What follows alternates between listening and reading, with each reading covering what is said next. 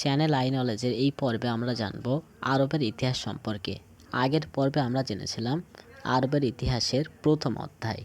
আজ আমরা জানব দ্বিতীয় অধ্যায় তথা আইয়ামে জাহিলিয়াত বা অজ্ঞতার যুগ সম্পর্কে। সর্বশক্তিমান বিশ্বপ্রভু মহান আল্লাহর সৃষ্টির সেরা মানুষকে আশরাফুল মাখলুকাত সৃষ্টি করেন। তাদের সৎপথ প্রদর্শনের জন্য যুগে যুগে নবী ও রাসূলদের ধরাধামে প্রেরণ করেন।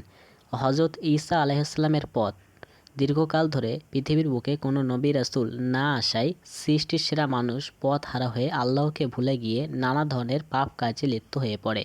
মানবতার সমাধি ঘটে। আরবের বুকে নেমে আসে ঘোর অন্ধকার। আরবের এই ঘোর অন্ধকার যুগকেই আয়ামে জাহিলিয়াত বলা হয়। আয়াম শব্দ ইয়ামুন শব্দের বহুবচন। এর অর্থ হলো দিবস বা যুগ বা কাল, এবং জাহিলিয়াত কথার অর্থ হলো অজ্ঞতা বা অন্ধকার।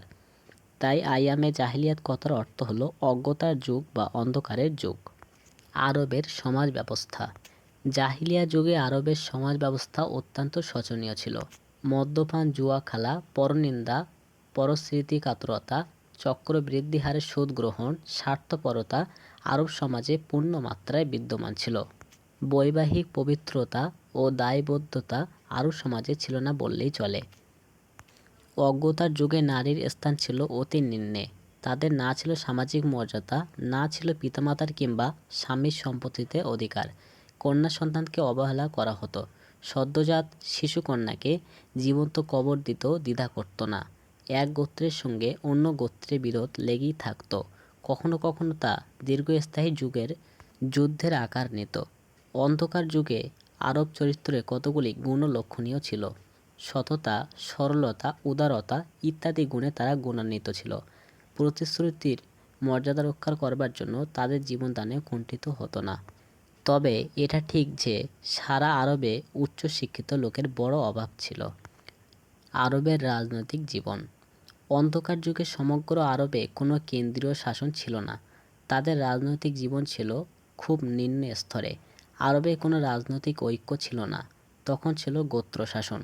গোত্রের প্রধান ছিলেন গোত্রপতি বা শেখ বা সর্দার। সামান্য কারণে এক গোত্র অপর গোত্রের সঙ্গে যুদ্ধে লিপ্ত হয়ে পড়ত। তখন আইন-কানুন বলতে কিছুই ছিল না। ছিল জোর যার মুলুক তার, সেদিনের আইন। অজ্ঞতার যুগে আরবের ধর্মীয় অবস্থা মোটেই ভালো ছিল না। তারা বহু দেবদেবীতে বিশ্বাসী ছিল। এছাড়া তারা গাছপালা, বড় পাথর, আকাশের গ্রহ নক্ষত্র, চন্দ্র সূর্যকে উপাসনা করত এবং নিজেদের ভাগ্য নিয়ন্তা বলে মনে করত। এই ঘোর তামাশার যুগেও মুষ্টিমেয় কিছু লোক আল্লাহর একত্ববাদে বিশ্বাসী ছিলেন। তারা সৎভাবে জীবনযাপন করতেন।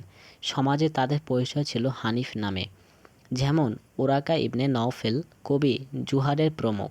সেই সময় কাবা ঘরে হাবল, লাত, মানত, উজ্জাসহ ৩৬০টি দেবদেবীর মূর্তি ছিল। মূর্তি পূজা আরবে পুরোদমে চলত। এই ঘন তামাশার বুকে একত্ববাদের আলো জ্বেলে পৃথিবীতে আবির্ভূত হলেন আমাদের প্রিয় নবী হজরত মুহাম্মদ সাল্লাল্লাহু তাআলা আলাইহি ওয়াসাল্লাম। আরবে শিক্ষিত লোক ছিল না বললেই চলে। মক্কায় স্বল্প সংখ্যক লোক লেখাপড়া জানতেন। এদের জ্ঞান ছিল অপরিসীম। কাব্য ছিল তাদের সাহিত্যর মাধ্যম। মুআল্লাকাত একটি আরবি গ্রন্থ। ৭ জন কবি রচনা। এরা হলেন ইমরুল কায়েস, হারেস অন্তরা, তরাফা লবিদ, জুহারিব, ওমর বিন কুলসুম। ইউরোপীয় পণ্ডিতরা ইমরুল কায়েসকে আরবের শেক্সপিয়ার বলে মনে করতেন। বিজ্ঞান চর্চায়ও তারা যথেষ্ট মনোযোগী ছিলেন। মহানবীর আবির্ভাবের পর আরবের তৎকালীন অর্থনৈতিক অবস্থা মোটেই ভালো ছিল না। ধনীরা দেশ বিদেশে ব্যবসা বাণিজ্য করত। এদের সংখ্যা ছিল খুবই কম। মুষ্টিমেয় কয়েকজন ধনী ব্যবসায়ীর হাতে অর্থনৈতিক ব্যবস্থা কেন্দ্রভূত ছিল। সে যুগে পবিত্র মক্কা শহর বাণিজ্যের প্রধান কেন্দ্র ছিল। মহাজনরা সে সময় চড়া সুদে ধার দিত। অনেক সময় ঋণগ্রস্ত ব্যক্তি ঋণ পরিশোধ না করতে পেরে সর্বশান্ত হয়ে পড়ত। যাযাবরেরা পশুপালনের কাজ করত। সময় সময় তারা দস্যুবৃত্তি গ্রহণ করত। তারা পথিকদের নিকট থেকে মেরে ধরে সব কিছু কেড়ে নিত। আরবদের খেজুরই ছিল প্রধান অর্থকরী ফসল। খেজুর দেশ বিদেশে রপ্তানি হতো। কৃষিজীবীরা উর্বর মরুদ্যানে চাষাবাস করত। উৎপাদিত শস্যের মধ্যে ছিল শাকসবজি, তরমুজ, লেবু, ডালিম, আপেল, বাদাম, গম, আঙ্গুর, কফি, কমলালেবু ইত্যাদি। এদের কোনো মতে দিন চলত। লোভ, হিংসা, দস্যুবৃত্তি, চৌর্যবৃত্তির মূলে ছিল অর্থনৈতিক দুরবস্থা। চ্যানেল আইনলেজের আরও ভিডিও দেখতে চাইলে সাবস্ক্রাইব করে পাশে থাকা বেল আইকনটি ক্লিক করুন। ধন্যবাদ।